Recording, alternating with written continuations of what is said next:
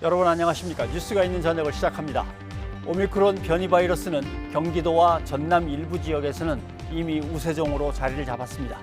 뉴스가 있는 저녁 오늘은 코로나19 상황과 새로운 방역 대응 체계, 그리고 대선 후보들의 새로운 공약, 전국 승려대회 소식 등으로 엮어드립니다. 먼저 오늘의 주요 내용을 윤보리 앵커가 소개해드립니다. 전해주시죠. 네, 오늘의 주요 뉴스 전해드립니다. 더불어민주당 이재명 대선 후보가 차기 정부 재원으로 35조 원 규모의 추경을 짜자며 여야 후보 긴급 회동을 제안했지만 국민의힘 윤석열 후보는 다 얘기했다며 거부했습니다. 홍준표 의원의 윤캠프 합류는 무산됐습니다. 윤석열 후보의 부인 김건희 씨와 기자 간 통화 녹음을 대부분 방송해도 된다는 법원 결정이 또 나왔습니다. 김 씨는 이 통화에서 자신의 의혹을 제기해온 정대택 씨 국감증인 출석을 취소시켰다고 말한 것으로 드러나 의혹과 공방이 일고 있습니다. 정청래 민주당 의원의 문화재 관람료 발언 등에 강행하는 대규모 승려대회가 열렸습니다. 정 의원과 당 지도부가 불교계에 사과했는데 불교계 내부에선 이번 집회가 부적절하다는 비판도 나옵니다. 코로나19 오미크론 변이가 계속 확산하면서 설 연휴를 앞두고 긴장감이 높아지고 있습니다. 이미 우세종이 된 일부 지역은 다음 주 수요일부터 개편된 검사 치료 체계가 시행됩니다. 첫 소식입니다. 더불어민주당 이재명 대선 후보가 신년 추경 규모를 35조 원으로 늘리자며 여야 대선 후보 간 긴급 회동을 제안했습니다. 이에 대해서 국민의힘 윤석열 후보는 추경에 대해서는 이미 다 얘기했다며 거절했습니다. 최하영 기자입니다. 정부가 14조 원 규모의 신년 추경안을 의결하자마자 더불어민주당 이재명 후보는 여야 후보에게 긴급 회동을 제안했습니다. 국민의힘이 제안한 35조 원 추경 편성에 100% 공감한다며 후보 모두가 동의하면 차기 정부 재원에서 가져다 쓰자는 겁니다. 정부가 부담을 갖지 않고 차기 정부의 재원으로 35조 원을 마련해서 이번에는 신속하게 소상공인 자영업자 지원이 가능하도록 국민의힘 윤석열 후보를 향해서는 이런 당부의 말도 남겼습니다. 특히 윤석열 후보님 전에도 50조 원 지원 얘기하시고 나중에는 내가 당선되면 하겠다 이렇게 말씀하시면서 뒤로 빼셨는데 이번에는 또 그러지 않기를 간곡히 요청드립니다. 이 후보의 제안은 국민의힘의 요구와 정부의 고충을 동시에 끌어안으며 민생 이슈를 선점하기 위한 전략으로 보입니다. 이에 윤석열 후보는 자신은 추경에 대해 이미 다 얘기했다며 제안을 일축했습니다. 우리 이미 얘기 다 했습니다. 다 했고 그리고 지금 14조 가지고는 터무니없이 부족하다고 이미 다 발표를 저도 했고 뭐를 논의하자는 것인지. 그러면서 정부가 국무회의를 거쳐 예산안을 보냈을 땐 양당 원내 지도부가 논의하는 게 순서라며 이렇게 쏘아붙였습니다. 선거를 앞두고 이런 식의 어떤 행동은 국민들께서 이걸 진정성이 있는 것으로 과연 보실지 저도 좀 의문입니다. 국민의당도 포퓰리즘 관건 선거라며 거절 의사를 밝혔지만 정의당은 심상정 후보도 손실보상을 위한 과감한 재정 투입을 주장했다며 이 후보 제안에 환영의 뜻을 밝혔습니다. 일단 여야가 추경 증액에는 공감대를 보인 만큼 국회 심사 과정에서 규모가 늘어날 가능성은 커졌습니다. 다만 재원 마련 방식과 정부가 반발할 수 있다는 점은 여전히 변수로 남아 있습니다. YTN 최하영입니다. 정청래 민주당 의원의 문화재 관람료 발언을 성토하는 대규모 승려대회가 열렸습니다. 정 의원과 당 지도부는 불교계에 사과하면서 지지율에 영향을 미칠까 고심하고 있습니다. 김태민 기자의 보도입니다. 전국 각지에서 올라온 스님 수천 명이 조계사 앞마당에 운집했습니다. 정부의 종교 편향과 민주당 정청래 의원의 해인사 비하 발언 등을 규탄하는 전국 승려대회입니다. 온전히 전통 문화를 계승 발전하기 위해 문화재 보호법으로 규정한 문화재 구역 입장료도 통행세로 지급받기에 이르렀습니다. 성난 불교계를 달래기 위해 송영길 대표를 비롯한 민주당 지도부가 현장을 찾았지만 발언 기회도 얻지 못하고 발길을 돌려야 했습니다. 송 대표는 거듭 고개 숙이며 이재명 정부에서는 특정 종교 편향이라는 말이 다신 나오지 않게 하겠다고 약속했습니다. 더욱 신중하고 철저하게 말과 행동을 삼가해서 특정 종교 편향이라는 오해의 소지가 없도록 하겠습니다. 이재명 정부를 구성할 때 더욱더 이러한 원칙이 잘 지켜져서 지난해 국감에서 해인사의 문화재 관람료를 통행세에 빗대어 공이 김선달이라고 표현해 논란을 일으킨 정청래 의원은 아예 문전박대를 당했습니다. 정 의원은 국회로 자리를 옮겨 기자회견을 열고 참여의 뜻을 밝혔지만 저로 인해 불교계에 심려를 끼쳐드린 것에 대해 참회와 심심한 사과의 말씀을 드립니다. 이번 일을 계기로 보다 진중한 의정활동으로 국민 여러분에게 더욱 신뢰받는 탈당이나 의원직 사퇴에 대해서는 아무 대답도 하지 않았습니다. 앞서 이재명 후보의 핵심 관계자 이른바 이회관으로부터 탈당 권유를 받았다고 폭로하며 탈당하지 않겠다고 밝힌 기존 입장을 굽히지 않은 겁니다. 민주당을 향한 불교계의 분노가 갈수록 커지면서 정 의원의 결단을 촉구하는 당내 목소리는 점점 커지는 분위기입니다. 이재명 후보의 지지율 정체 속에 대선 민심 최대 분수령인 설 연휴까지 앞둔 만큼 종교계와의 갈등을 계속 안고 가기엔 부담이 크기 때문입니다. 하지만 정 의원 사퇴 압박에 대한 일부 당원들의 반발도 있어 자칫 당내 균열로 번질 수 있다는 우려도 나옵니다. 이에 따라 이재명 후보가 직접 나서 정 의원의 거취와 불교계와의 갈등 해결 방안에 대한 입장을 내놓을지 시선이 쏠립니다. YTN 김태민입니다. 국민의힘 홍준표 의원의 선거본부 참여가 무산되면서 윤석열 후보의 원팀 행보는 사실상 무산되는 분위기입니다. 정작 국회의원 재보선 공천 문제가 측근 챙기기 형태로 불거지면서 물밑 신경전은 더 치열해졌습니다. 황혜경 기자가 보도합니다. 홍준표 의원은 작심한 듯 SNS에 잇따라 글을 올렸습니다. 윤석열 후보와의 만찬은 화기애애했는데 공천 추천을 꼬투리 삼아 구태라고 공격하는 건 이른바 윤핵관, 후보 측근들이라는 겁니다. 실제로 당해보니 음흉한 사람들이라고 거세게 비난하며 선거본부 참여는 무산됐다고 선언했습니다.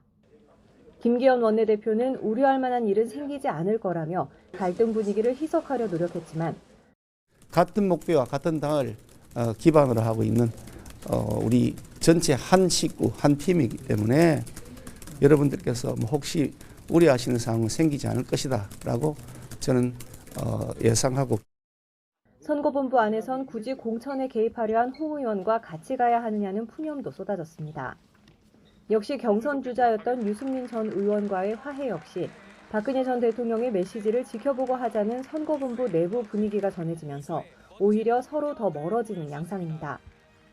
대선과 함께 치러지는 국회의원 재보선 5곳의 공천 당정식은 더 복잡해졌습니다.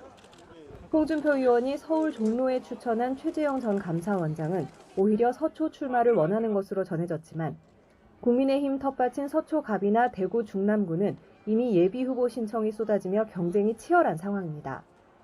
일단 윤석열 후보는 관여하지 않겠다고 밝히면서 공은 이준석 대표에게로 넘어갔습니다. 이 대표는 상징성이 큰 종로만 전략 공천하고 나머지 4곳은 경선을 거치겠다는 원칙을 세웠습니다. 종로는 저희가 대선이다 보니까 아무래도 전략적으로 후보와의 상의 끝에 저희가 결정해야 하지 않겠나라는 생각에 전략 지역으로 지정할 의사를 저희가 밝혔고 이 4군데 같은 경우에는 최대한 그 지역의 민심을 존중하는 것으로. 하지만 경선 과정에서부터 윤 후보를 도왔던 사람들이 지분을 요구할 가능성도 큰 만큼 갈등은 언제든 표출될 수 있습니다. 당 지도부는 이르면 다음 주 초 공천관리위를 구성해 본격적으로 준비에 나설 방침이라 물밑 수싸움이 치열해질 것으로 보입니다. YTN 황혜경입니다. 국민의힘 윤석열 대선 후보의 부인 김건희 씨의 이른바 7시간 통화 내용이 국감 증인 빼주기 의혹으로 번지고 있습니다. 김 씨가 서울의 소리 이명수 기자와의 통화에서 자신의 모친과 10수년째 소송전을 벌이고 있는 정대택 씨를 여야 합의로 채택된 국정감사 증인에서 빼기로 했다고 말한 건데요. 지난해 9월 16일 국회 행정안전위원회는 정 씨 증인 채택을 가결했고 네, 이렇게 보시다시피 10월 5일 경찰청 국감에 정 씨의 출석이 예정된 상태였습니다. 국감 당시는 윤 후보의 장모 최 씨가 요양병원 부정수급 사건으로 법정 구속됐을 때입니다. 그런데 국감을 앞둔 9월 25일 김건희 씨가 이명수 기자에게 전화를 건 뒤 비서인 황모 씨를 연결해주며 증인 채택을 뒤집을 수 있다고 밝혔습니다. 그러면 이게 뭐 막판에 증인 취소나 이게 여야 간사 합의로 증인 취소가 될 수도 있다고 이렇게 얘기하는데 그런 쪽으로 들은 소문이 있으세요? 막판에 뭐 간사가 한번 또 뭐 뒤집을 수 있다고 하는데 국민의힘에서 해야 되겠죠. 그거는 국민의힘 박완 그렇게 했는가 보더라고요. 이후 김건희 씨는 일주일 뒤인 10월 2일 이명수 기자에게 정 씨의 증인 채택을 자신이 취소시켰다고 말했는데요. 들어보시죠. 내가 취소했다고 했잖아. 네. 그래가지고 그 늑대경 전달된 거야. 내가 취소했다 그랬잖아. 어쨌든 이걸 뭐 통과시켜주면은 국민의힘은 너무 힘이 없어 보이지 않냐. 그래서 취소시킨 거예요. 네, 하지만 다음 날인 10월 3일 이 기자가 증인 철회가 되지 않았다며 김 씨에게 전화를 가자 김 씨는 당황해가며 자신이 알아보겠다고 황급히 전화를 끊습니다. 누님. 예. 저 이명수인데요. 네네. 그 정책 회장 예. 그 이제 국감 증인 나가는 거 취소 안 됐어요. 취소 안 됐어요? 예, 내가 알아봤어요. 아, 그래요? 예, 취소 안 됐어. 5일날 정태 회장이 안 나가면 모르겠지만 나가는 곳 돼 있어요. 제가 알아봤습니다. 아, 취소도 안 됐다고요? 예, 잠깐 끊어주세요. 제가 알아볼게요. 그리고 이틀 뒤 국감 당일 정대택 씨의 증인 채택은 결국 전격 취소됐습니다. 이에 대해 국민의힘은 국감에서의 증인 채택과 철회는 여야 간사 간 협의로 최종 의결하는 것이라며 아무 문제가 없다고 강조했습니다. 반면 민주당은 당시 국민의힘 측의 요구가 워낙 완강해서 국감 파행을 막기 위해 합의해준 것이라며 김 씨가 국회를 사유화한 국정감사 농단 의혹이라고 비판했는데요. 정 씨 역시 국감 당일에도 출석 요청 연락을 받고 출발했지만 갑자기 취소됐다고 말했습니다. 정 씨의 증인 채택 취소를 둘러싼 여야의 엇갈린 주장 속에 김 씨의 말처럼 실제로 김 씨가 영향력을 행사했는지를 두고 공방이 커질 것으로 보입니다. 뉴스가 있는 저녁 윤보리였습니다. 네, 전국 상황 배종호 세한대 교수, 김종혁 경제사회연구원 언론센터장과 살펴보도록 하겠습니다. 두 분 안녕하십니까? 안녕하세요. 예.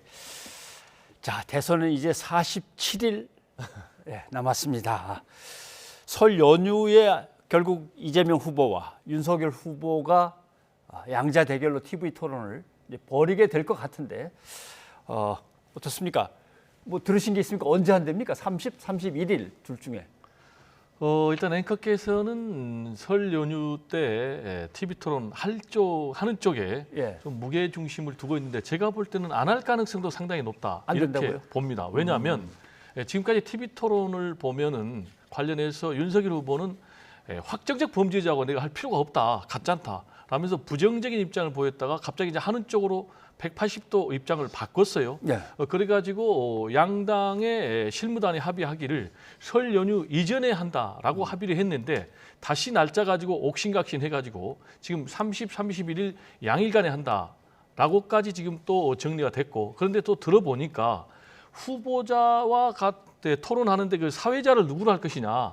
라는 것과 관련해서 벌써 이제 윤석열 후보 측에서 문제 제기를 하고 있고 지금 토론의 주제도 정해지지 않았기 때문에 결국 제가 볼 때는 이런저런 핑계로 안 열릴 가능성도 배제할 수 없다. 저는 이렇게 봅니다. 김 센터장님 갖고 계신 정보도 그게 무슨 그렇습니까? 당의 문제가 아니라 지금 현재 이제 국민의당과 그다음에 정의당에서 가처분 신청을 내놨잖아요. 왜 양당만 토론을 하느냐? 다른 당 후보들도 있는데 그래서 이게 24일 그리고 26일 날 법원이 여기서 판결을 판단을 할 것이기 때문에 만약에 법원이 이건 옳지 않다. 왜 두 사람만 그 토론을 하느냐라고 얘기한다면 그리고 2007년에도 실제로 그 권영길 문국현 후보가 가처분 신청을 내서 그쪽에서 다 같이 토론을 하도록 한 선례가 있기 때문에 그렇죠. 법원의 판결을 지켜봐야 될 것이다라는 생각이 들고요. 그렇다면 과연 만약에 법원이 토론을 해도 된다라고 해서 양자 토론이 이루어지면 제일 궁금한 게 그걸 거 아니에요. 자, 과연 그 김건희 씨 얘기가 거기서 나올까? 욕설 얘기가 거기서 나올까? 제가 보기엔 두 후보는 그 부분에 대해서는 얘기 안 할 것 같고요. 아마 토론이 이루어진다면 윤석열 후보는 대장동 부분을 막 공격을 할 것이고, 그다음에 이재명 후보는 본인이 자신이 있다는 정책의 세부적 사항을 놓고서 윤석열 후보 이거 당신은 이거 잘 모르는 거 아니냐? 뭐 이런 식으로 공방이 이루어질 가능성이 있지 않을까? KBS가 하도 이것 때문에 골머리를 앓다 보니까 여론조사를 해버렸습니다. 그랬더니 국민 뭐 거의 70%? 그건 여러 당이 같이 해야지 왜 두 당만 살짝 하냐? 그건 불공평하다라고 답을 여론조사상으로는 그렇게 나왔는데 뭐 법원이 어떤 결정을 내릴지는 모르고 만약에 그렇게 두 후보가 일단 한번 붙는다면 글쎄요, 뭐 말솜씨로는 누가 봐도 이재명 후보가 낫다는 평을 지금까지는 받아왔는데 그렇다고 뭐 잘한다는 보장은 없는 것이고 어떤 점에서 유리하고 불리할 것 같습니까? 일단 국민 유권자들은 실력 그리고 태도 두 가지를 가장 중요하게 보실 것 같아요.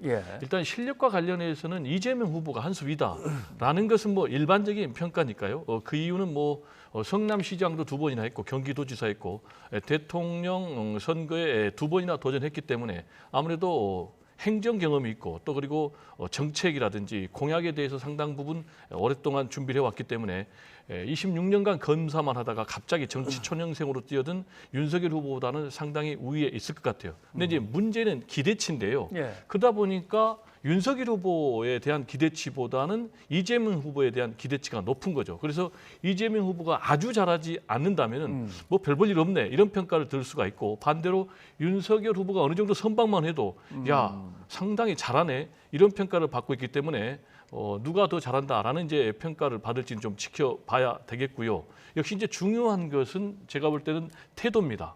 얼마나 좀 겸손한지 그리고 리더로서의 자질이 있는지 특히 이제 대장동 문제라든지 김건희 리스크 관련해서 굉장히 폭발성이 강하기 때문에 이 두 가지 이슈를 관련해서 어떤 실언이 나온다면은 상당한 파장이 있을 것 같고요. 특히 이제 여론조사가 설 연휴 이후에 실시되는데 그게 중대한 변곡점이 되는데 TV 토론이 실시가 된다면은 정말로 중요할 것 같고요. 그리고 이제 역대 대선을 보니까 꼭 TV 토론 잘한 사람이 대통령 선거에 당선된 거는 아니었어요. 예를 들면 뭐 박근혜 전 대통령이라든지 미국의 뭐 조지 W 부시 대통령 같이요. 이명박 대통령도 그렇게 달변은 아니었거든요. 맞습니다. 맞습니다. 대충 동의하십니까? 그럼요. 실제로 TV 토론을 통해서 지지자들을 바꾸는 경우는 별로 없다고 해요. 미국의 여론조사 결과를 봐도. 그래서 대부분 그 자기 지지자들을 결집하는 효과는 있지만 상대 지지자를 끌어오는 효과는 거의 없다라고 얘기를 하고요.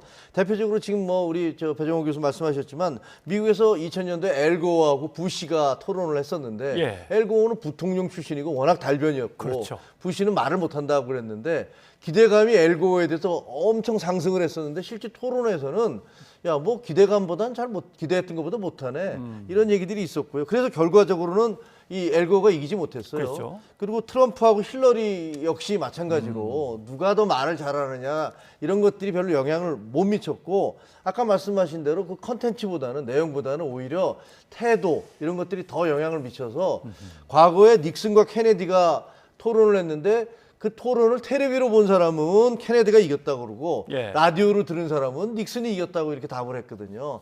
따라서 지금 이제 뭐 TV 시대니까 어떤 태도로 상대방이 공격을 했을 때 그것을 얼마나 침착하게 받아들이고 의연하게 대응을 하느냐 이런 것들이 더 영향을 미칠 것이다. 네, 알겠습니다.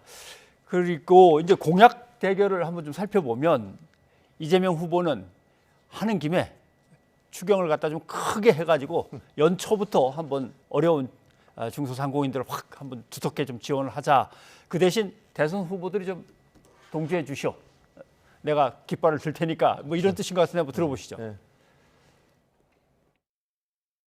정부가 부담을 갖지 않고 차기 정부의 재원으로 35조 원을 마련해서 이번에는 신속하게 소상공인 자영업자 지원이 가능하도록 모든 대선 후보들의 긴급 회동을 제안드립니다.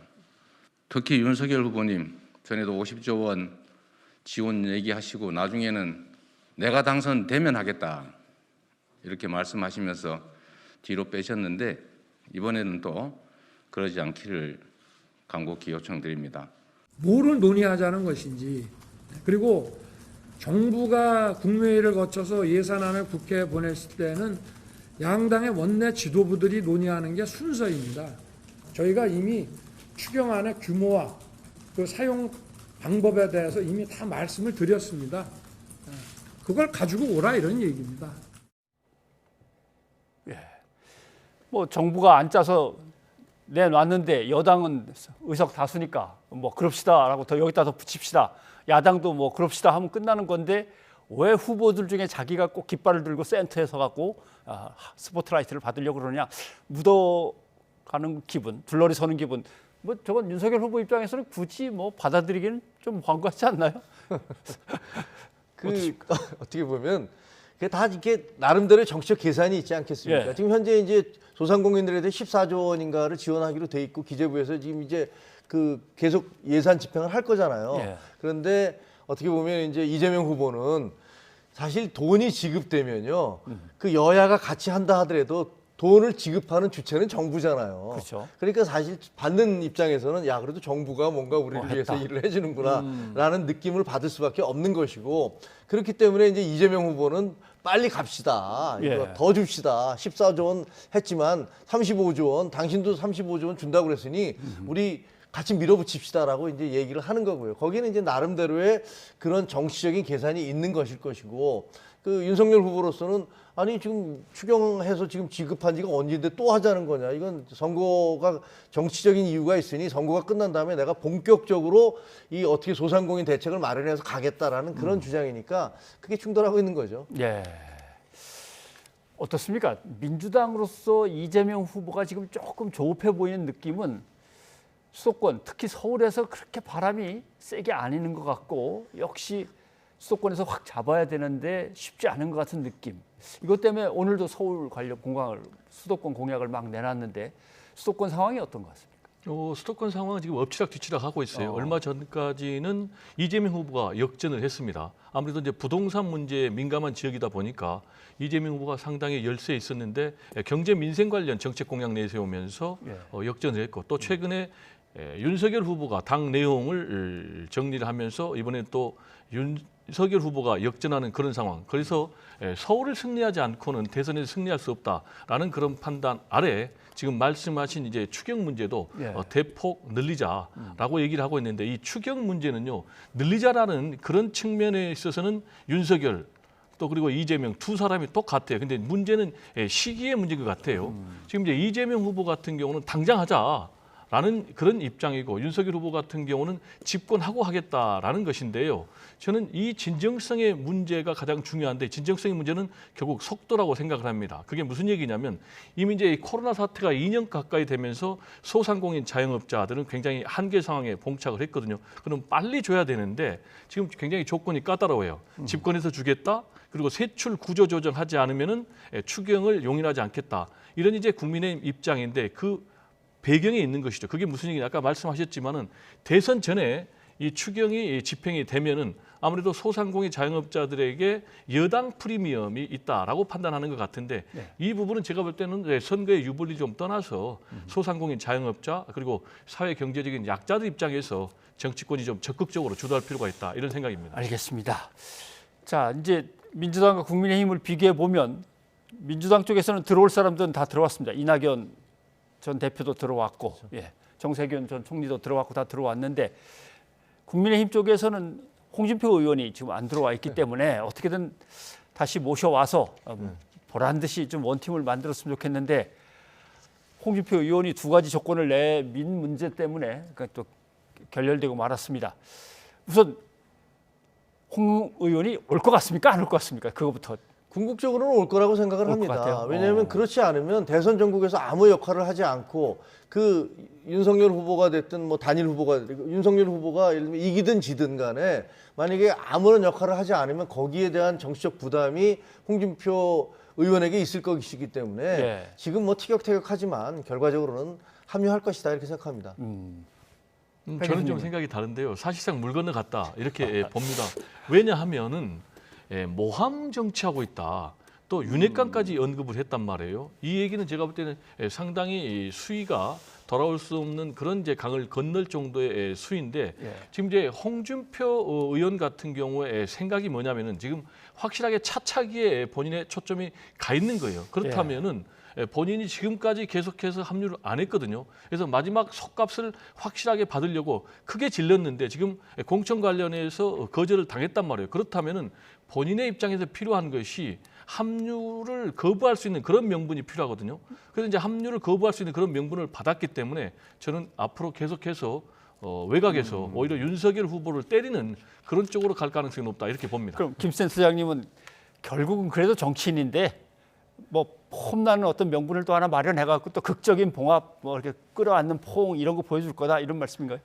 그럼요. 결국은 그렇게 갈 수밖에 없을 거라고 생각을 합니다. 이낙연 후보도 처음에 이재명 후보와 얼마나 갈등이 심했습니까? 뭐 지금 그 이후에 이제 좀 같이 한 팀을 만들어서 적극적이지는 않지만 움직이고 계신데 홍준표 후보도 마찬가지예요. 그리고 그 공천 요구했다는 것도 보면 사실 내용이 별게 아니거든요. 뭐 그것까지 저는 오히려 그게 왜 논란이 되고 있는지 그냥 내부에서 그것을 잘 스무스하게 처리하지 못하고 그것이 밖으로 불거진 것 자체가 오히려 그게 더 문제라고 생각을 하고요.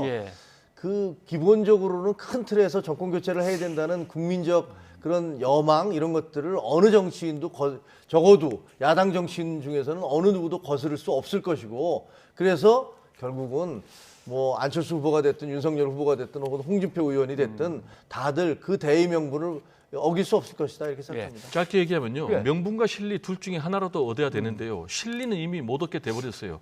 지금 이제 국민의힘이 종로만 전략 공천하고 나머지 4개는 경선하겠다라는 그런 입장이고 그리고 명분이 필요한데 명분은 본인은 이미 얻었기 때문에 제가 볼 때는 뭐 지지율이 완전히 높아져 가지고 윤석열 후보의 당선이 확정적이 되지 않는 이상 합류는 안 할 것으로 저는 봅니다. 근데 김 센터장님 말씀 중에 일리가 있는 부분은 사실은 공천 그렇게 우리는 할 수 없습니다. 당이 어떻게 그렇게 합니까? 결정을 했으면 살짝 가서 그냥 홍 의원한테만 얘기를 하지 그게 어떻게 진짜 바깥으로 이렇게 펑 퍼져서 나왔을까요? 그러니까 홍 의원 입장에서 상당히 난감할 것 같긴 합니다. 홍 의원은 지난번에 1차 회동을 하고 난 다음에 바로 그 다음에 김종인 그 총괄 선대위원장이 들어오셨잖아요. 그때 1차 회동을 했을 때도 내가 상당히 도와주겠다 이렇게 얘기를 했던 걸로 알려져 있거든요.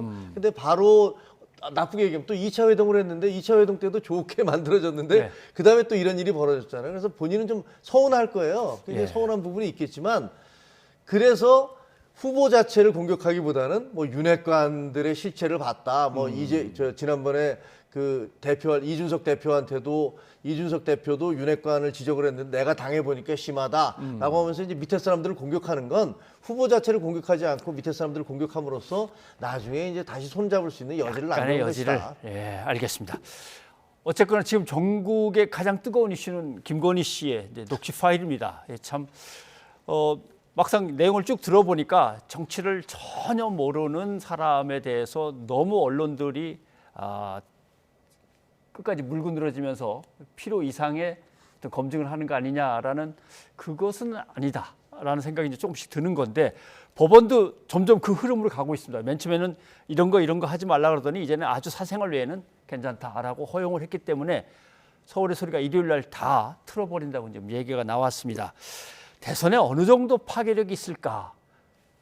배 교수님 보시기에 어떻습니까? 저는 시간이 흐르면 흐를수록 파괴력이 더 커진다고 생각을 합니다. 왜냐하면 당초에 MBC가 보도를 했을 때 두 가지 문제가 있어서 상당히 제한적이었다. 그리고 단순 보도만 했거든요. 여기에 대해서 무슨 비판적인 그런 보도를 한 게 아니었거든요. 근데 굉장히 민감한 부분, 예를 들면 뭐 조국 수사 관련이라든지 또는 뭐 내가 정권 잡으면 가만두지 않겠다는 뭐 어떤 권력감 문제라든지 이런 문제까지 계속해서 지금 나오고 있고 그리고 그 보도 허용 대상이 갈수록 확대되고 있거든요. 그래서 보니까 이제 MBC 같은 경우도 스트레이트에서는 보도를 안 하지만은 자체 취재에서는 보도하겠다는 것 아니겠습니까? 특히 이제 가장 중요한 것이 이제 무속 논란인데요. 이 무속 논란 같은 경우는 저는 굉장히 중요한 이슈라고 생각을 합니다. 왜냐하면 만약에 국가의 운영이 무속이라든지 주술이라든지 이런 힘에 의해서 좌지우지 된다면 상당히 심각한 문제 아니겠습니까? 특히 이제 우리나라 같은 경우는 지난번에 최순실 국정농단이 있었고 그때도 이제 무속 논란이 상당히 심각했기 때문에 국민들 입장에서는 트라우마가 상당히 깊거든요. 근데 지금까지 쭉 보면은 뭐 왕자 논란에서부터 천공스승 논란에서 또는 건진법사 논란에서 해가지고 굉장히 장기간에 걸쳐서 많은 부분에 있어서 이 무속의 영향을 받은 부분이 굉장히 짙게 드리워져 있기 때문에 이 문제가 저는 앞으로 갈수록 더 심각한 문제가 될 것으로 봅니다. 갈수록 심각하다. 그러나 왜 지지율은 움직이지 않는가? 여론조사를 해보면 이제 이런 문제가 있기 때문에. 그렇죠. 아니, 저는 사실 이제 이런 식의 악순환이 되는 것들에 대해서 참 그 정치평론가 입장에서 안타까운데요. 그냥 그 파일만으로 본다면 김건희 파일은 철저하게 실패한 폭로예요. 왜냐하면 1차 보도에서 실패했어요. 그때 당시에 무슨 2% 정도 되던 MBC 스트레이트가 17%까지 시청률이 올라갔어요. 그렇죠. 그리고 저는 그 유튜브로 봤는데 그때 보니까 뭐 10만 명이 동접을 했더라고요. 그 굉장히 많은 사람이 본 건 맞는데 그 보도가 있고 난 다음에 어떤 일이 벌어졌습니까? 정반대의 역풍이 벌어졌잖아요. 그리고 야 이게 뭐 보도 뭔가 있는 것 같더니 이게 뭐야. 그리고 김건희 씨 같은 경우는 200명도 안 되던 그 무슨 뭐 사이트에 그게 수만 명으로 늘어났어요. 그런 걸크러쉬 같은 현상도 벌어졌고 MBC가 1차 보도를 한 다음에 2차 보도를 안 하겠다고 이제 물러난 것 자체만 봐도 이 효과가 얼마나 그 역효과를 많이 불러일으켰는가를 볼 수가 있고요. 더구나 이것이 더 이재명 후보에게 안 좋은 것은 그로 인해서 이재명 후보의 욕설 파일이 160개가 공개되는 그런 부작용, 후폭풍을 낳았거든요. 따라서 이것 자체는 저는 분명히 이런 식의 그 폭로 공방이 이루어지는 것 자체가 옳지 않다고 생각합니다만 1차적인 어떤 김건희 씨에 대한 그 녹취 파일 공개는 목표가 뭐였는지 모르지만 굉장히 실패했다 이렇게 생각을 합니다. 알겠어요. 요건 한 일주일 지난 다음에 어떻게 결과가 나오는지 또 한번 보고 얘기를 나누죠. 두 분 오늘 고맙습니다. 네, 감사합니다.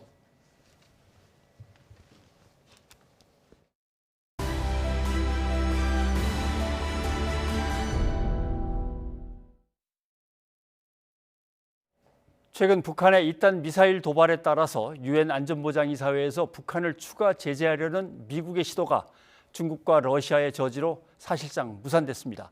미국을 포함한 서방 국가들의 유엔 대사들은 북한의 최근 탄도미사일 발사를 규탄하면서 추가 제재를 촉구했습니다. 이종수 기자입니다. 최근 잇따른 북한의 미사일 발사에 대해 미국은 유엔 안보리에 추가 대북 제재를 요청했습니다. 미사일 개발에 관여한 것으로 알려진 북한 국방과학원 소속 인물 5명을 안보리 제재 대상자로 지정해야 한다는 겁니다. 지난주 미국 재무부가 이들에 대한 독자 제재를 한 데 이은 추가 조치 차원입니다. 안보리 15개 이사국의 반대가 없다면 자동으로 확정될 예정이었습니다. 하지만 중국은 검토할 시간이 더 필요하다며 보류를 요청했고 이어 러시아도 동참했습니다. 이에 따라 추가 제재안은 6개월간 보류되는데 중국과 러시아가 거부 의사를 표현한 것으로 보여 사실상 무산 절차에 들어갔다는 분석입니다. 미국 등 서방 8개국은 이와 관련해 북한의 최근 도발을 규탄하면서 미사일 개발 관련자들에 대한 추가 제재를 다시 촉구했습니다. It is extremely important that member states take the necessary steps to implement the sanctions in their jurisdictions or risk providing a blank check for the DPRK regime to advance a weapons program. 우리 시각 오늘 새벽에 열린 안보리 비공개 회의에서도 북한의 잇단 미사일 발사와 관련한 안보리 차원의 공식 성명 등은 채택되지 않을 것으로 보인다고 외신들은 전했습니다. 이처럼 갈등이 격화하는 미국과 중국이 북한 비핵화 해법을 놓고도 이견을 좁히지 못한 채 각자 갈 길을 가는 모습을 보이고 있습니다.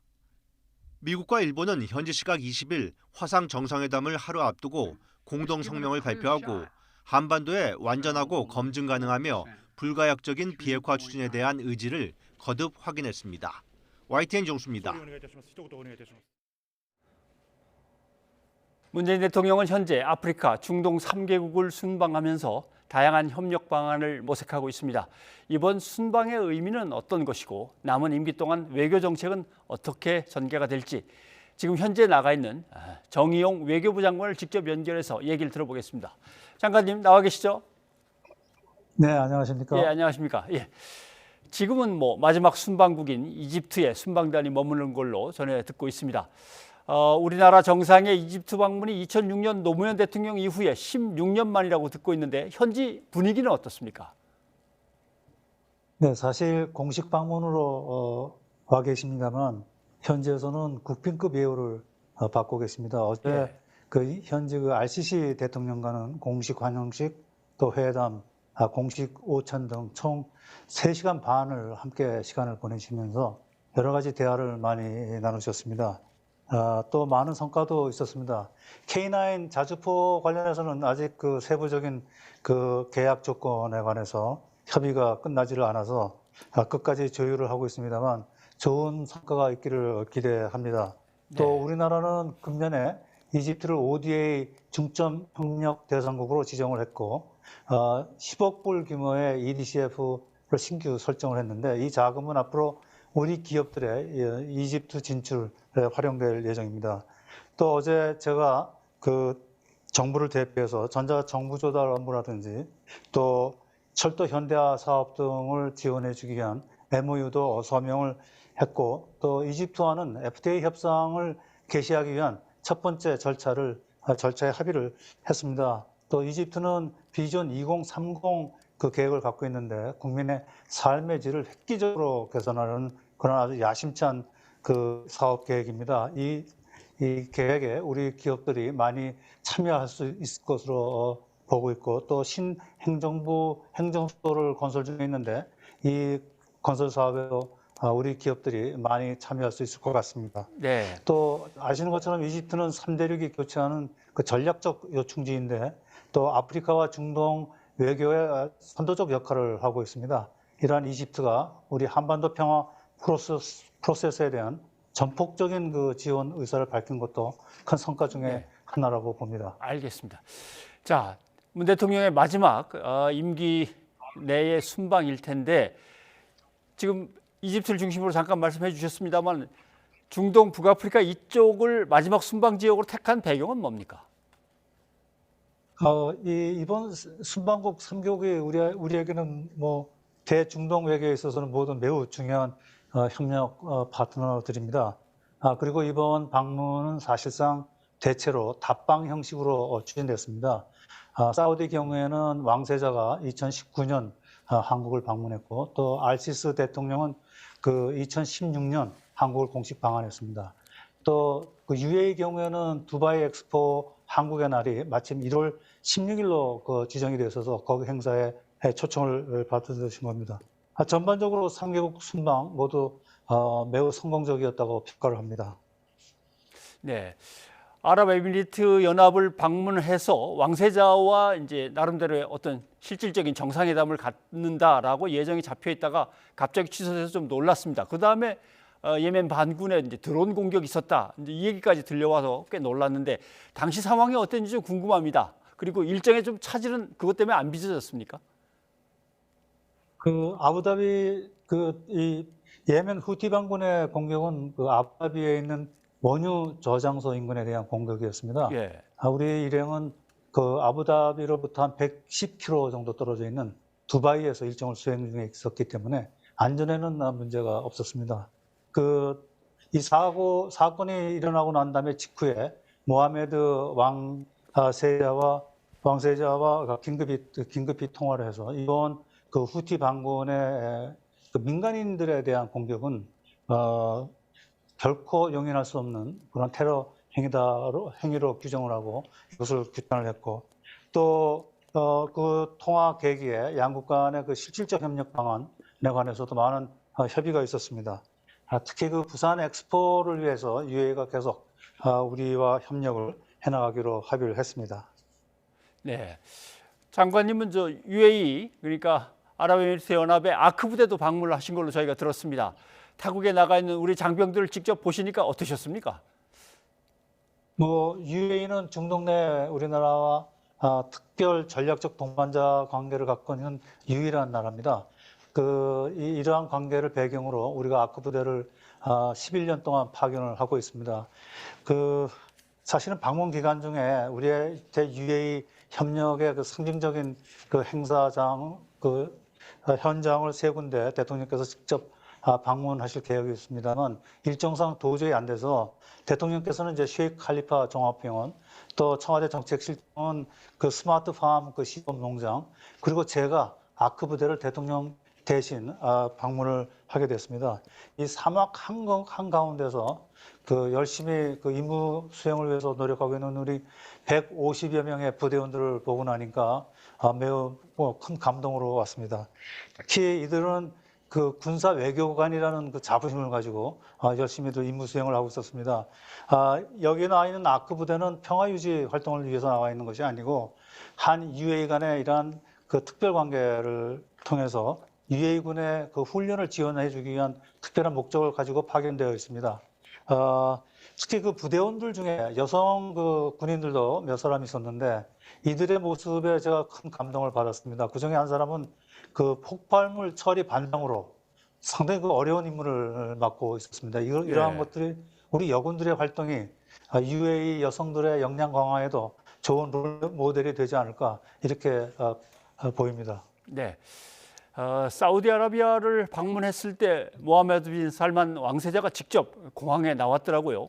젊은 실권자이고 국방 무기에도 관심이 많고 그다음에 신규 에너지 문제에도 관심이 많다고 잘 알려진 유명한 인물입니다만 사실상 실권자인데 이 정도면 상당히 이례적인 건가요? 네, 매우 이례적입니다. 모하메드 빈 살만 왕세자는 사실상 사우디의 실권자고 이러한 분이 공항에 직접 투병했을 뿐만 아니라 공식 회담, 공식 오찬, 그리고 그날 저녁에는 또 비공식 친교 만찬까지 별도로 개최를 했는데 사실 사우디 방문은 실무 방문 형식이었습니다. 그러나 사실상 국빈급 예우를 받았고요. 또 특히 우리 영분 일정도 별도로 사우디 정부에서 챙겨줬는데 내용을 공개할 수는 없습니다만 이것도 매우 이례적인 예우라고 저희는 보고 있습니다. 모하메드 왕세자와 대통령께서는 오랜 시간 같이 보내면서 많은 대화를 나눴고 제가 대체로 다 배석을 했습니다. 실질 분야에서의 협력 방안은 물론이고 앞으로 방산 분야에서의 협력을 어떻게 확대해 나갈 것인지에 대해서 큰 방향과 원칙에 관한 많은 논의도 있었습니다. 이번 계획에 특별한 계약이 체결되거나 그런 건 없지만 앞으로 한 사우디 간의 방산 분야에서도 상당한 협력이 있을 것으로 예상이 됩니다. 네. 또 실질 협력 분야에서도 사우디는 네옴시티라는 별도의 행정 수도를 건설하고 있는데 이 규모가 약 5천억 불 정도라고 합니다. 이 사업에도 우리 기업들이 참여할 기회가 많고 또 이러한 우리 기업들의 진출을 위해서 기본 여신 약정 앞으로 2년간 약 60억 불 정도를 사우디 정부가 별도로 책정을 했습니다. 또 사우디도 비전 2030 계획이 있는데 이 비전 2030을 위한 제3차 한 사우디 공동위원회가 이번 계획에 개최됐고 거기서 관광 분야라든지 미래 산업 분야, 특히 사우디가 갖고 있는 수소 분야에서의 생산 강점, 또 우리가 갖고 있는 수소 활용 기술의 강점, 이것을 연계하는 방안 등에 관해서 매우 심도 있는 논의가 있었습니다. 또 이번 계기에 사우디에 주재하고 있는 걸프 협력국 사무국 GCC와 FTA 협상을 재개하기로 합의한 것도 상당한 성과라고 봅니다. 네. 아무튼 국내에서는 이번 방문의 순방의 목표는 수주, 수출 그리고 무기 이렇게 잡고 있습니다만은 훌륭한 비즈니스가 결실을 맺기를 기대해 보겠습니다. 그런데 중동 순방 중에도 북한은 무력 시위를 계속하고 있습니다. 현 정부의 대북 정책에 대한 비판도 계속 쏟아져 나오고 있고요. 정부 대북 정책을 쭉 이끌어 오셨던 분으로서 평가하신다면은 지금의 상황은 어떤 겁니까? 잘 기억하시겠습니다만 2017년 문재인 정부가 출범할 당시의 한반도 상황은 일촉즉발의 위기 상황이었다고 볼 수 있습니다. 대통령 취임 후에 바로 며칠 후에 중거리 미사일을 발사했고, 또 제가 국가안보실장으로 취임하는 날에도 중거리 미사일을 발사를 해서 제가 안보실장으로 첫 번째 한 그 공식 일정이 NSC 상해민을 개최했던 것입니다. 그리고 9월 3일 날은 6차 핵실험을 했고, 또 그해 11월 29일 날은 ICBM급 그 화성 15형 미사일도 발사를 했습니다. 그러한 와중에 우리 정부는 인수위도 없이 바로 출범을 했고, 대통령 출범 후에 한 달 반 만에 대통령께서 워싱턴을 방문해서 트럼프 대통령과 정상회담을 했고, 그 자리에서 공동성명을 채택을 했는데, 그 공동성명에 세 가지 중요한 내용이 있었습니다. 하나는 한반도 문제를 평화적으로 해결한다. 또 둘째는 북한이 올바른 선택을 할 경우에는 밝은 미래를 보장한다. 또 마지막으로 한반도의 문제 해결에 있어서는 그 대한민국의 주도적 역할을 인정하는 그런 내용입니다. 그 이후에 이런 세 가지 원칙을 가지고 미국과 긴밀히 공조하면서 북한을 관여해 왔습니다. 또 그 첫 번째 방미간 중에 대통령께서 그 한미 간의 미사일 지침에서 탄도 중량 제한 규정을 철폐를 했습니다. 나중에 이 미사일 지침 자체가 폐기가 됐습니다만 그것은 엄청난 그 성과였습니다. 그 몇십 년 동안 못하고 있던 겁니다. 그 이후에 우리나라의 그 방위 능력이 크게 개선됐다고 봅니다. 문재인 대통령의 그 안보 독트린은 두 가지입니다. 힘을 통한 평화. 그래서 국방력에 엄청난 그 투자를 했고, 당시 40조에 불과했던 그 국방 예산이 금년에 55조 이상으로 그 현격하게 증가됐다는 점을 말씀드리고요. 예. 두 번째는 안보 개념을 과거에 북한에만 정형하는 그 좁은 의미의 안보 개념에서 포괄적 안보 개념으로 확대를 함으로써 정보 정찰 능력이라든지 전략적 타격 능력을 한 번 더 전역으로 확대하는 그러한 포괄적 안보 개념을 도입을 했습니다.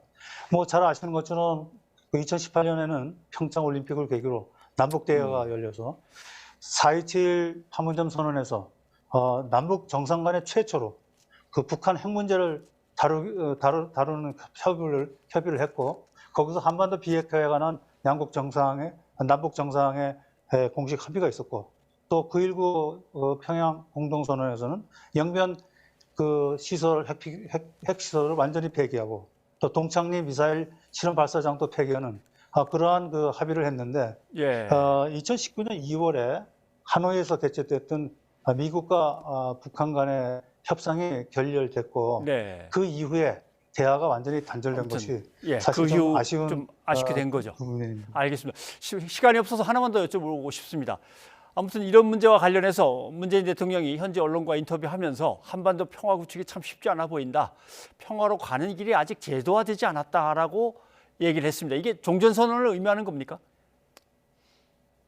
종전선언을 포함한 보다 그 포괄적인 의미로 말씀하시는 것으로 저는 이해를 하고 있습니다. 그 종전선언과 관련해서는 한미 간의 그 추진 중요성에 대해서는 사실상 공감대가 형성됐고요. 또 이미 밝혔습니다만 문안에 관해서도 사실상 합의를 봤습니다. 이것을 앞으로 어떻게 북한과 협의해 나가느냐에 관해서는 한미 간에 계속 긴밀히 협의를 하고 있습니다. 북한의 반응이 관건이긴 합니다만, 북한은 이미 2018년 남북 그 정상회의에서 이 휴전협정을 평화협정으로 대체하기 위한 첫 번째 단계로 종전선언을 하는 방안에 대해서 합의를 했기 때문에 조만간 우리의 이러한 제안에 긍정적으로 반응해 올 것으로 기대를 하고 있습니다. 알겠습니다. 자, 정의용 외교부 장관님 오늘 여기까지 듣겠습니다. 고맙습니다. 네, 감사합니다.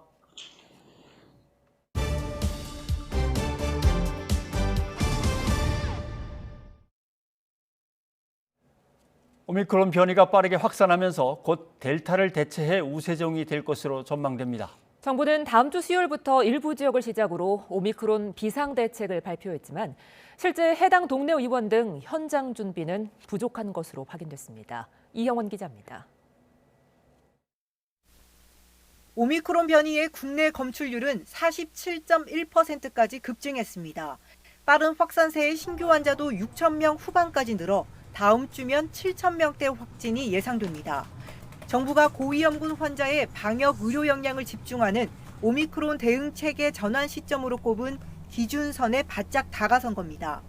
다음 주 수요일쯤 되면 7,000명은 나올 것 같습니다. 이 오미크론 우세 지역 같은 4개 지역에서 먼저 하는 것도 마침 또 저희가 시행 시기도 다음 주 수요일 1월 26일로 잡았습니다. 광주, 전남, 평택, 안성 등 4개 지역에서 먼저 고위험군 중심의 진단 치료 체계를 가동해 호흡기 전담 클리닉 등 동네 병의원에서 신속 항원 검사와 코로나19 경증 환자 진료를 시작하기로 했습니다. 당장 오는 26일부터 시행될 예정이지만 해당 지역 담당 병원에서는 금시초문이라는 반응입니다. 죄송한데 아직 저희 하라고 내려오질 않아서 모르겠어요. 이제 그렇게 할 거다라는 뉴스가 먼저 나간 것 같아요. 그거 아직까지 저희도 체계가 안 잡혀갖고 우리도 아직 몰라요. 의심 환자에 대한 신속 항원 검사 진행 때 보호구 착용 문제나 일반 진료를 보는 환자와 동선 분리는 어떻게 해야 할지 구체적인 지침이 전혀 전달되지 않은 겁니다. 네, 어느 정도 협의가 된 상태에서 발표를 해야지. 아니 준비도 안 됐는데 그냥 해라. 그러니까 쉽게 말하면 전쟁할 때 구슬물 하나도 안 주고 그냥 작전 계획만 발표하는 거 똑같은 거거든요. 특히 재택 환자에게 응급 상황이 발생할 때 동네 의원급에서도 대응할 수 있도록 세밀한 시스템 마련이 필요하다는 지적이 나옵니다. 밤에 당직 시스템을 마련하는 것이 중요합니다. 대부분의 환자들이 밤에 주로 악화가 되기 때문에 그러한 경우에 20명에서 30명 정도가 협진 시스템으로 물론 당직비를 정부에서 지원을 하고 전문가들은 오미크론 대유행이 시작되면 다음 달 초중순 하루 1, 2만 명의 확진자가 나올 수 있는 만큼 방역의료 대응체계 정비를 서둘러야 피해를 최소화할 수 있다고 당부했습니다. YTN 이영훈입니다. 오는 26일부터 광주와 전남, 경기 평택과 안성 등 오미크론 우세 지역에서는 새로운 검사 체계가 시행됩니다. 고위험군만 PCR 검사를 받을 수 있고 다른 사람들은 신속 항원 검사나 자가 진단 키트를 이용하게 됩니다. 이동우 기자입니다. 추운 날씨에도 코로나19 PCR 검사를 받기 위해 선별 진료소에는 길게 줄이 서 있습니다.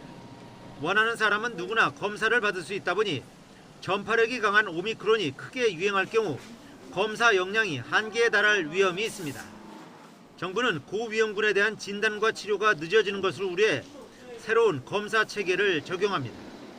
먼저 오미크론 유행이 급증한 광주와 전남, 경기도 평택, 안성 지역에서는 오는 26일부터 고위험군만 PCR 검사를 받을 수 있습니다.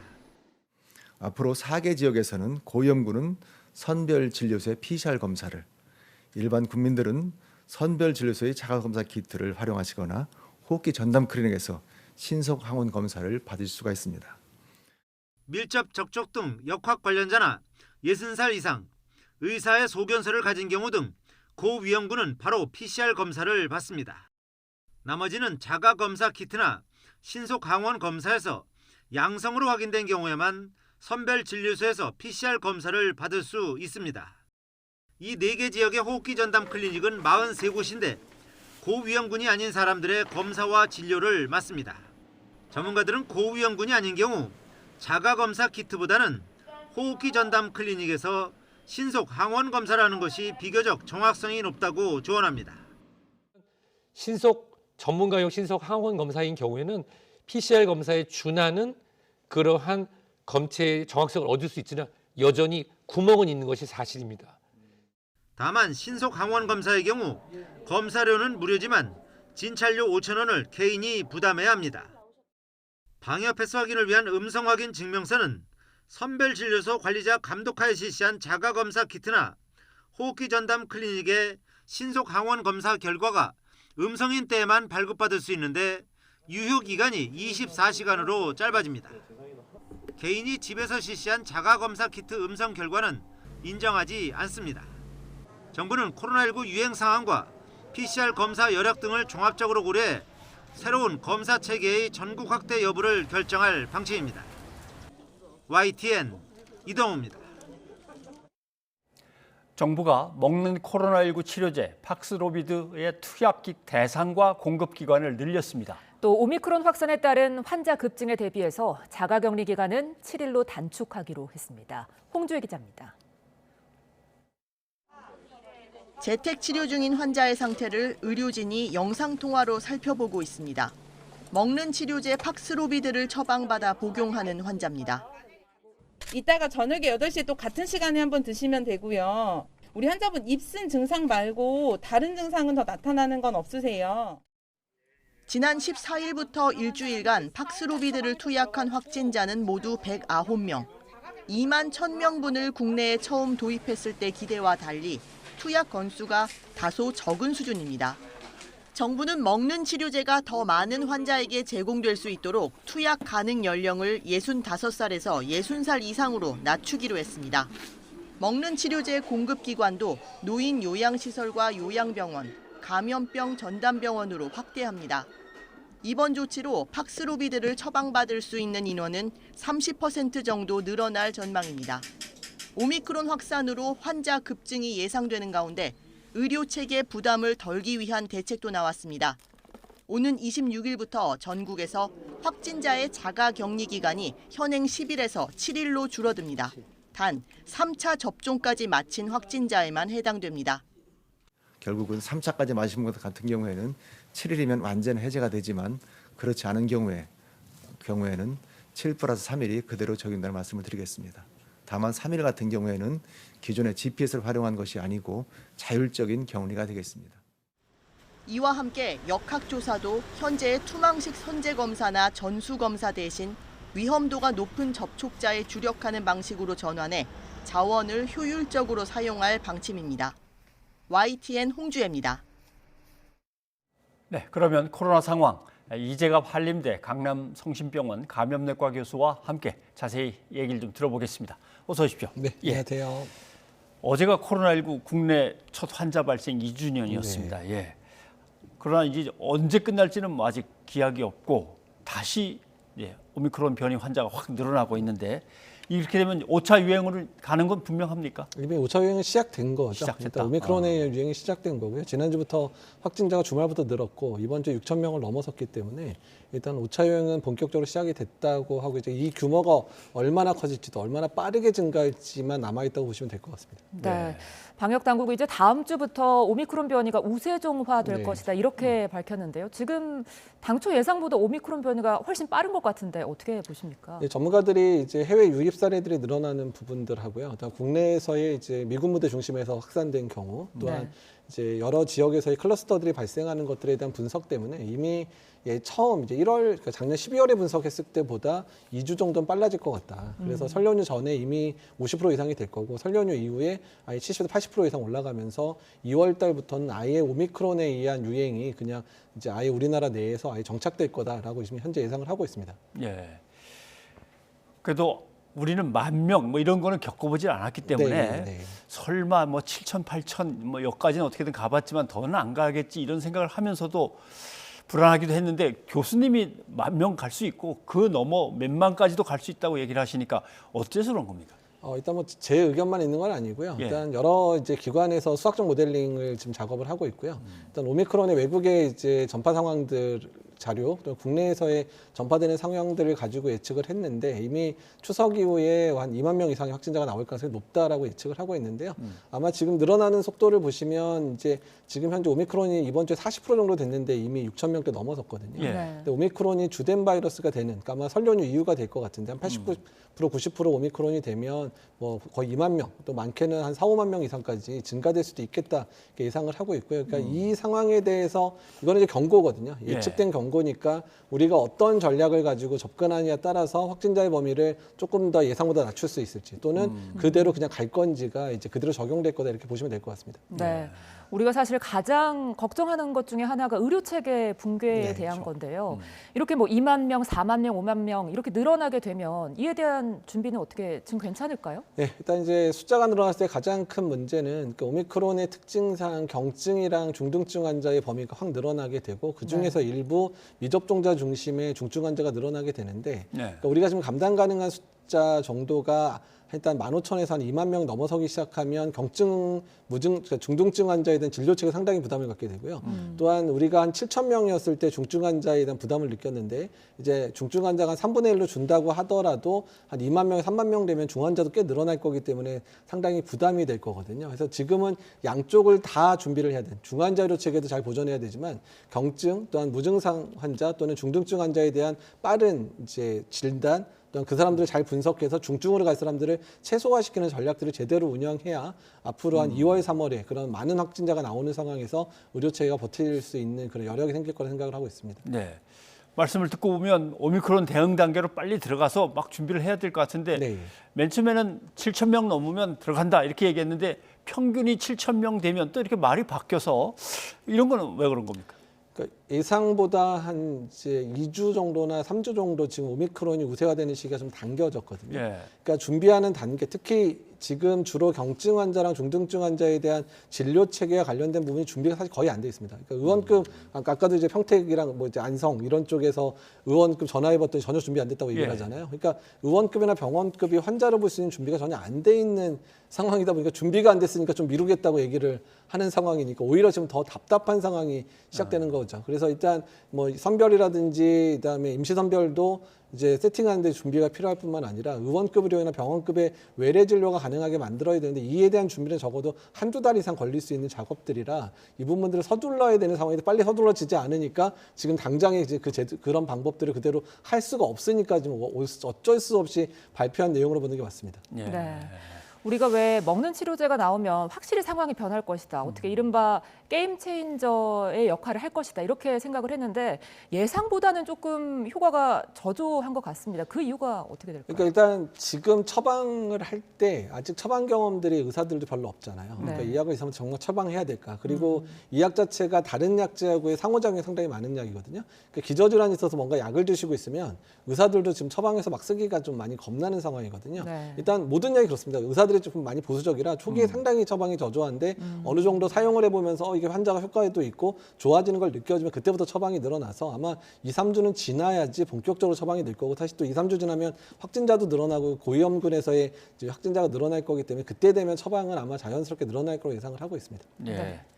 의사들이 투약에 있어서 보수적이라고 말씀하셨는데 이 법원도 좀 보수적인 느낌을 받습니다. 왜냐하면 방역 패스 효력 정지 처분이 내려지고 하니까 지금 이렇게 만 명, 몇만 명을 걱정해야 되는 상황이면 이런 것도 참 좀 아쉽긴 할 텐데 어떠세요? 예, 일단 이제 방역 정책이라는 게 안정기에서는 당연히 오히려 뭐 안정하니까 이런 방역 패스를 강하게 적용하든지 방역 정책을 강하게 적용하는 거에 대해서 당연히 신중하게 될 수밖에 없는데 확진자 범위가 갑자기 뭐 10,000명, 20,000명, 30,000명이 넘게 되면 일단은 여러 방역 정책을 시행함에 있어서 매우 빠르게 그리고 여러 수단들을 동원해서 안정을 시켜야 되는 필요성이 있는데 지금 이제 가처분 신청이 효력 정지가 인용이 되면서 여러 정책 중에 몇 가지가 못하게 되는 상황이 벌어졌잖아요. 그러니까 이제 정말 상황이 악화됐을 때 쓸 수 없는 이제 영역이 생겼다는 것 자체가 방역으로 인해서는 상당히 좀 부담스러운 상황을 만들었다고 보는 거죠. 예, 알겠습니다. 아무튼 어떻게든 설 연휴를 앞두고 있어서 대단히 좀 긴장이 되긴 되는군요. 예, 잘 막아낼 수 있었으면 합니다. 예, 이재학 교수님 여기까지 듣겠습니다. 고맙습니다. 네, 감사합니다.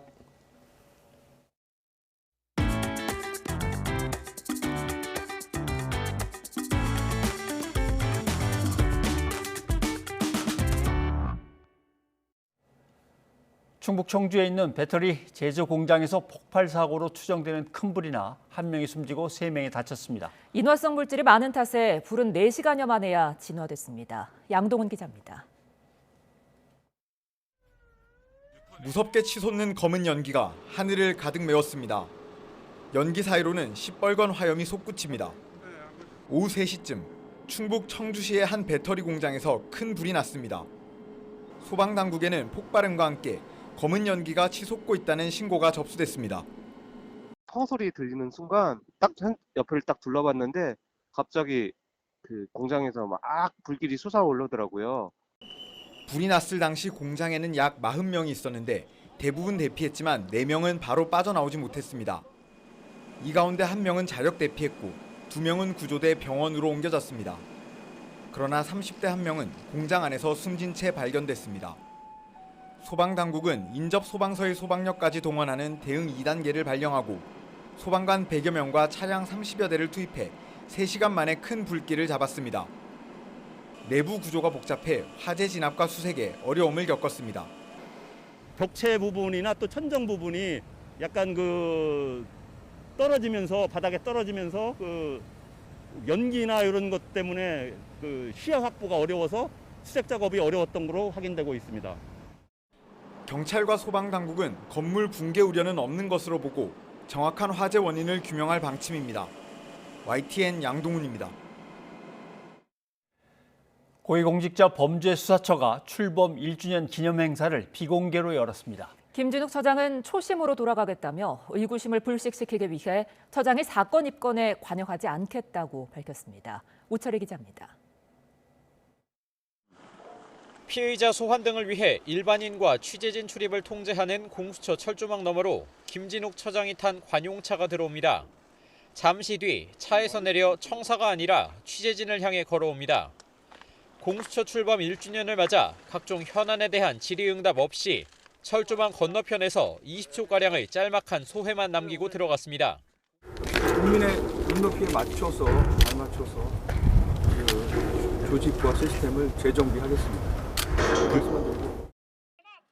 직접 기소 0명의 부실한 수사력과 광범위한 통신조회로 촉발된 민간인 사찰, 정치적 편향 등 각종 논란 속에 출범 첫 돌을 맞은 공수처.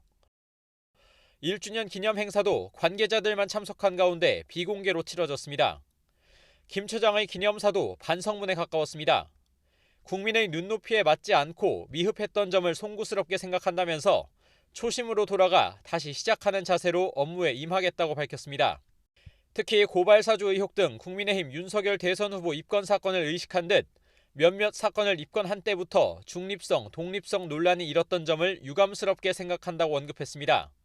그러면서 정치적인 의도를 갖고 있다는 의구심을 불식시키기 위해 처장이 사건을 선별해 입건하도록 한 시스템 자체를 바꿔서 처장이 사건 입건에 관여하지 않겠다고 약속했습니다.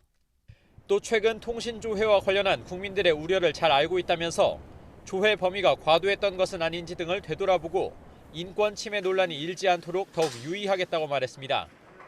김진욱 공수처장은 수사 결과에 대한 최종 책임은 본인에게 있다면서 성과를 내는 것 이상으로 수사의 올바른 방향을 강조했는데 부실한 수사력에 대한 질타에도 인권 친화적 수사에 더 역점을 두겠다는 의도로 풀이됩니다. YTN 우철입니다. 네, 전국 통계는 아직 취합되지 않았지만 지역별로 119 신고 출동 통계가 나오고 있습니다. 1분마다 따르릉, 여기는 3.7분마다 출동, 난리가 났군요. 그런데 이 119 출동 건수를 놓고 약간 뜨악한 해석이 등장해서 좀 살펴봤습니다. 보시면 결국 왜 이렇게 119의 신고와 출동이 많으냐? 코로나19 백신이 전혀 듣질 않아서 환자가 많이 늘어나고 부작용은 또 많이 발생해서 그 부작용 환자들 실어 나르느라고 119 구급대가 많이 출동하는 거 아니냐?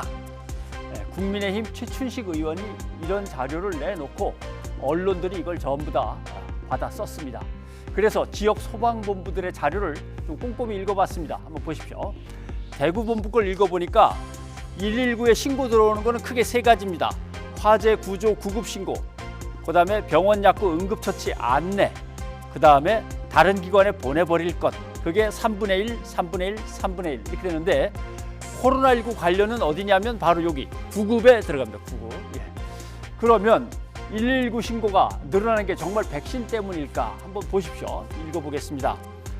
대구 본부 걸 보면은 화재가 지난해 많이 줄어들었습니다. 화재로 출동하고 신고하는 게. 그다음에 구조가 29% 늘어났고 구급이 12.3%, 여기가 코로나19죠. 12.3% 늘어났군요. 울산을 보면은 구급이 한 10.2% 늘었네요. 그러니까 10에서 12 정도 코로나19 들어가 있는 구급이 늘어났습니다. 영향을 분석하는 것도 역시 코로나19로 분석을 했군요. 이번엔 전북으로 가보겠습니다. 화재는 엄청나게 여긴 또 늘었네요.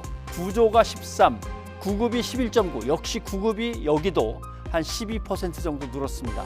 대민 출동도 늘었고 강원 본부가 좀 다릅니다. 관광객, 등산객 때문인지 조금 다른 분석이 들어 있습니다. 보십시오. 2020년에는 코로나19가 확산되니까 강원도의 여가 활동이 확 줄어들면서 출동이 감소했는데, 지난해 2021년에는 백신 접종이 늘어나니까 다들 강원도로 놀러 오셔서 그런지 모르지만 활동이 오히려 또 증가했다. 이렇게 되는 겁니다. 코로나19 때문에 신고가 들어와서 119 출동을 했다고 치면 그래도 종류는 여러 가지입니다. 한번 보십시오. 코로나19로는 왜 출동하는가? 일단 신규 환자가 생기면 가서 싣고 오기도 하죠. 그다음에 부작용 환자가 생기면 역시 싣고 가고, 또 나이 드신 분이 백신 접종하러 가기가 힘들면 119가 가서 또 백신 접종하러 모셔다 드리기도 하고, 그다음에 제일 많이 늘어나는 게 이 부분입니다. 병원에 환자가 많아지니까 침대가 없고 병원간에 환자를 갖다 옮기는 거죠. 경남본부 같은 경우 구급이 8.4% 증가했는데 주로 코로나19 환자의 병원 간의 이동이었다라고 분석하고 있습니다. 119 출동이 늘어나는 것은 백신 효과는 없고 백신 부작용만 많아서이다, 꼭 그렇게 간단하게 분석할 수 있는 게 아니라는 걸 설명드렸습니다.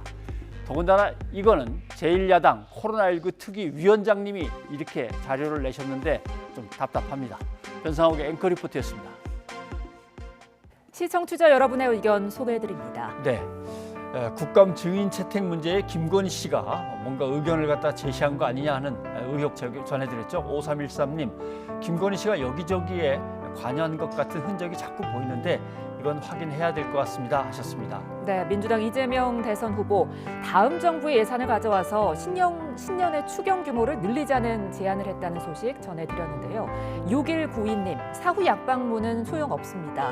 고통받는 자영업자들을 위해 신속하게 지원합시다라고 의견 보내주셨습니다. 네. 코로나19 5차 대유행이 이미 시작됐다라는 진단이 내려졌죠. 0277님, 모임 좀 삼가합시다.